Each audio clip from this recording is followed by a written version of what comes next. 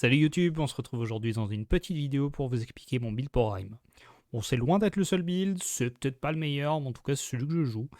Et donc je vais vous donner quelques petites explications et astuces pour l'utiliser à son plein potentiel. Comme vous le savez, chaque personnage a accès à 3 objets légendaires mais ne peut en équiper qu'un à la fois. Pour mon build, j'utilise la cape et je vais donc vous expliquer ici pourquoi en vous lisant dans le premier temps le descriptif. Chaque déclenchement de votre torrent gelé vous accorde un cumul de rancune de Givre des Glaces pendant 15 secondes jusqu'à 30 cumuls. Votre vague de froid consomme tous les cumuls de rancune de Givre des Glaces, augmentant ses dégâts de 20% par cumul. De plus, votre vague de froid touche un ennemi supplémentaire près de votre cible pour chaque cumul consommé. Les dégâts de rancune de Givre des Glaces sont réduits au-delà de 3 cibles. Bon, séparons ça paragraphe par paragraphe pour que ce soit plus digeste. L'effet de la cape se base sur l'utilisation du torrent gelé. Le torrent gelé, c'est un sort canalisé, ce qui veut dire qu'il faut bien rester immobile pendant toute la durée du sort pour pouvoir maximiser ses dégâts. La fréquence de déclenchement d'un sort canalisé dépend directement de votre hâte. Pour faire très simple dans notre cas, plus de hâte égale plus de déclenchement égale plus de cumul de rancune de Givre des Glaces. Dans mon cas, avec mon score de hâte, mon torrent gelé se déclenche toutes les 0,31 secondes pendant 2,8 secondes de canalisation, ce qui veut dire que le torrent va se déclencher 10 fois pendant la durée de la canalisation.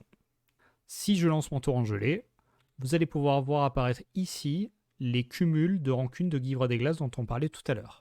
Comme vous pouvez le voir, j'en ai 10 qui vont rester disponibles pendant 15 secondes.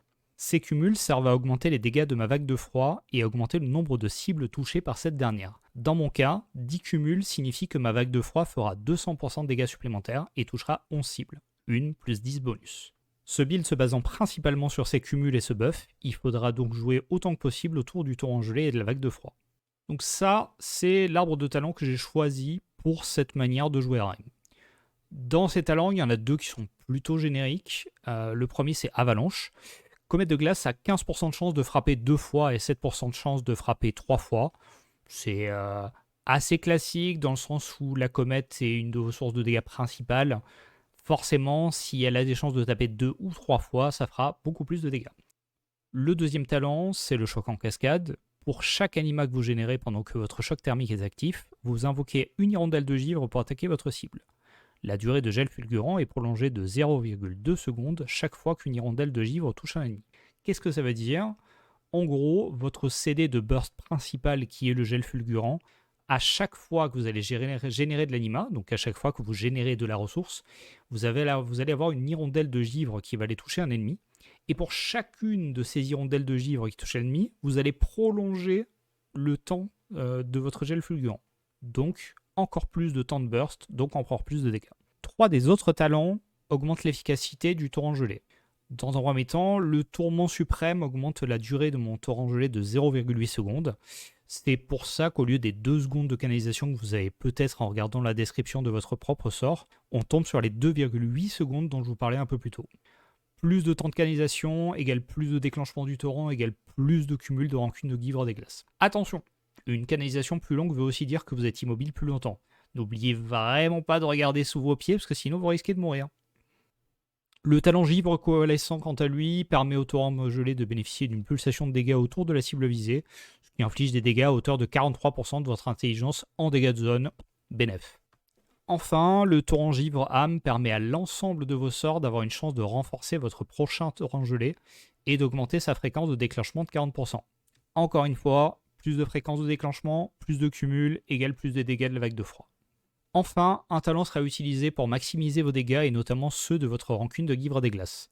Le sort Glace Explosive vous donne maintenant le buff Étreinte de l'hiver qui pendant toute sa durée augmente tous vos dégâts de 20%. Encore une fois, des dégâts en plus, on prend. C'est vraiment ce talent-là qui va vous permettre d'optimiser l'efficacité de votre légendaire en consommant l'ensemble de vos cumuls de rancune de Givre des Glaces avec une vague de froid juste après le lancement de la glace explosive. En situation multi-cible, la priorité sera vague de froid puis comète, alors qu'en cible unique, on lui préférera le lancement du torrent gelé juste après la vague de froid. Au niveau des gemmes, j'ai pas encore suffisamment farm le jeu pour avoir les gemmes que je voulais exactement, mais une tendance semble se dessiner parmi les joueurs de Rime vers l'accumulation de gemmes bleues pour obtenir le déferlement ancestral, qui est juste là. Le déferlement ancestral, c'est quoi ? Ça vous donne 24% d'intelligence supplémentaire au déclenchement de votre capacité ultime, soit une explosion de dégâts encore plus forte. Aucun combo de gemmes n'est particulièrement mauvais. Vous aurez le temps de vous pencher sur le sujet plus tard quand vous aurez plus de choix. Pour l'instant, jouez ce que vous avez, jouez ce que vous pouvez, ça ira très bien. Vous avez devant les yeux une image tirée du site Icy Veins et plus précisément de l'excellent guide réalisé par Shuei, dont vous trouverez le lien en description de la vidéo qui va vous donner votre ordre de priorité des sorts en fonction de la situation. Comme vous pouvez le voir, la fenêtre d'étreinte de l'hiver est vraiment bien mise en valeur du fait de son importance capitale dans votre DPS. Deux choses très importantes sont à noter. Vous pouvez voir que le graphique superpose ici deux sorts, à savoir glace explosive et choc thermique. Ça vient du fait que le sort choc thermique est un sort hors GCD, ce qui veut dire qu'il peut être lancé à n'importe quel instant sans déclencher de délai. Pour optimiser votre rota, vous pouvez donc lancer choc thermique pendant le temps d'incantation de la glace explosive. Plus précisément, juste avant la fin de l'incantation, pour que l'effet de choc thermique dure vraiment le plus longtemps possible et bénéficie aussi au sort glace explosive. Le sort bénédiction hivernale que vous voyez juste ici, il est inclus à la rotation, mais il ne s'agit pas vraiment d'un sort de dégâts. C'est même plutôt un CD défensif, puisqu'il réplique 30% des dégâts que vous faites en soins pour votre groupe. C'est évidemment plus efficace quand vous faites beaucoup de dégâts, donc pendant votre rotation de burst, mais dans certains cas, ça peut être utile de l'utiliser hors fenêtre de CD offensif, juste pour aider votre soigneur. N'oubliez cependant pas qu'il augmente aussi votre esprit de 20% et réduit donc le délai de retour de votre capacité ultime. Pour le bien de vos dégâts, vaut mieux l'utiliser dès que possible en général. C'est déjà la fin de ce guide, merci beaucoup de l'avoir regardé. Sachez que je suis en live sur Twitch tous les matins et que ça me fait très plaisir de vous voir et de répondre à vos éventuelles questions. Alors n'hésitez surtout pas à passer et en attendant, bon grind Fellowship, ciao!